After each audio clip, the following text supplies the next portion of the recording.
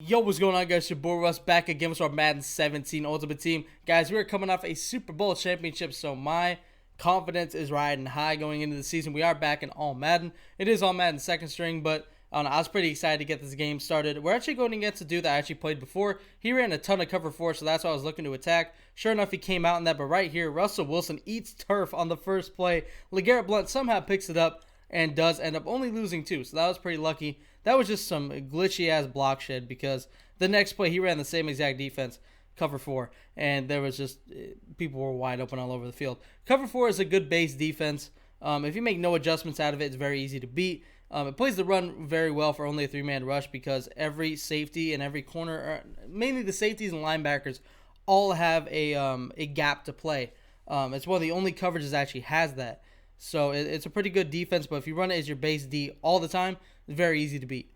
In this game, man, LeGarrette Blount does what LeGarrette Blount does, but look at this, man. Emmanuel Sanders in the back of the end zone, threw it over Devin McCourty. I did high point it.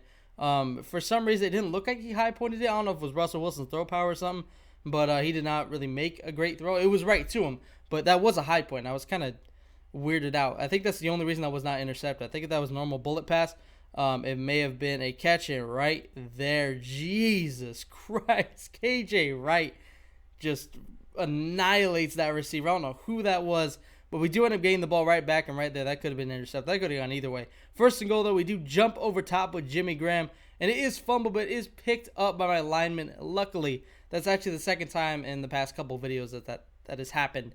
It's ridiculous how I've gotten that a couple of times already. I don't know. Right here, first and 10, he does chuck it up. I thought Paul Krause beat Richard Sherman, and I was about to be pissed. Luckily, he did not. Second and 10, incomplete pass. Third and 10, we got this dude stuck, and he does throw it right at Mark Barron. Then he starts acting a donkey and jumps up in the air. It could have been a pick 6 if I didn't accidentally hurdle, but fuck it, that's all right. First and 10, we do end up finding Jimmy Graham for a couple of yards, about 2. Then we find Vance McDonald for a nice game right there to make it third and short. Third and 2, we do decide to run it. And that was a bad decision, or I shouldn't have done the speed burst right away. I should have waited. Probably could have cut it outside. But we will gladly take our field goal. That does make it a 3-score game. We are well in hand of this game. But there goes EA again, just getting people back in the game. Just how does he catch that, man? It's double coverage. He tries to chuck it up again way too late. It is way out the back of the end zone. Second and 10, sends some pressure. Does not get there, unfortunately, but the tight end does end up dropping. I think that's Dallas Clark. Third and 10, he is looking for somebody. He does find Dallas Clark short, and he falls forward for the first down. That was infuriating when I saw that happen. I was pissed. I was like, I got a fucking flat route. You got to play that shit, man. First and 10, incomplete pass. Second and 10, he's looking, can't find much. Throws it, and it is somehow completed, man. Come on. Reward me, man. And I manned up Mark Barron on Dallas Clark, and somehow Dallas Clark still got away with a couple of zones next to him, found the one gap. That's ridiculous. He does end up scoring on the QB sneak, so now at this point I'm thinking, all right, try hard pants on, try hard mode engaged. I got to make sure that I regain this 3-score lead because this dude does get the ball back at half, and that can always be a huge momentum shifter, getting the ball back at half. I mean, it's huge, man. Right there at R1. I don't know why I didn't throw it to R1, but I do end up throwing it back across the field to Brandon Cooks. I did eye him at the last second. Dude was running Fagdy, and luckily I was able to find him. And then we find Terrell Pryor streaking wide open. Almost get to the end zone, but I do go out of bounds at the 4-yard line. Try to run a little bit of clock. Right there, he does stop my little hurdle thing I usually do with Jimmy Graham. And then second and goal, we do find Odell Beckham Jr. in the back of the end zone for a touchdown. Waste about 20 seconds to the process, so that works.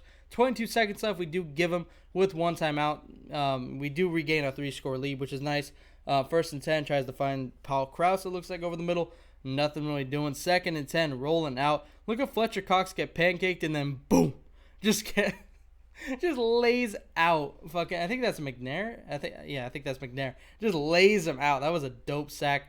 Third and 16, he does chuck it up deep, and it is incomplete. I don't know how that wasn't intercepted, but fuck, it doesn't matter. Halftime hits. He does get the ball, so this game is not over yet.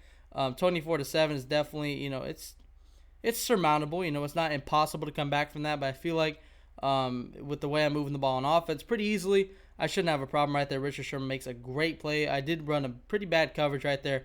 Richard Sherman did bail me out. This play, I thought I had somebody manned up on Dallas Clark. I must not have set my adjustment, And then Dallas Clark ends up taking it all the way to the end zone. So on 3rd and 10, I'm thinking we got this dude locked. He's in a box. There ain't no way he's doing nothing. He comes out in 4 verts. I knew exactly what was coming. I thought I manned up somebody on Dallas Clark, and sure enough, I didn't. And he ends up scoring on the damn play. So now we got to regain our lead. But of course, now we're running blunt. We're running the man, the myth, the legend, taking short passes, and we are running with Russell as well. We're basically just trying to clock this game out. Up by 2 scores.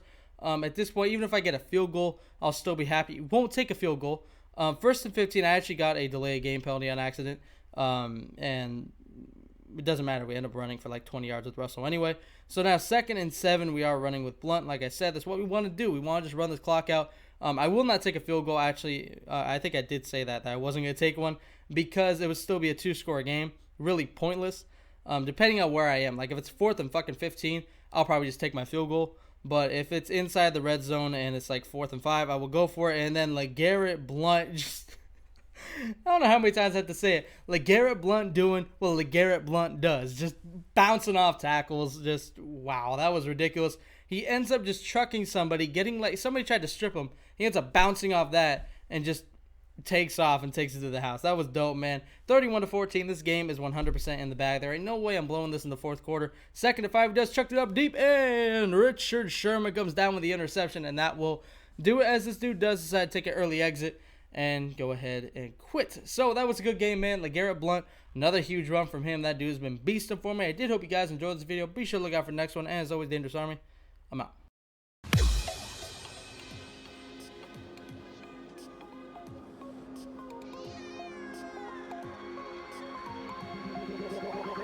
Like a Hellcat.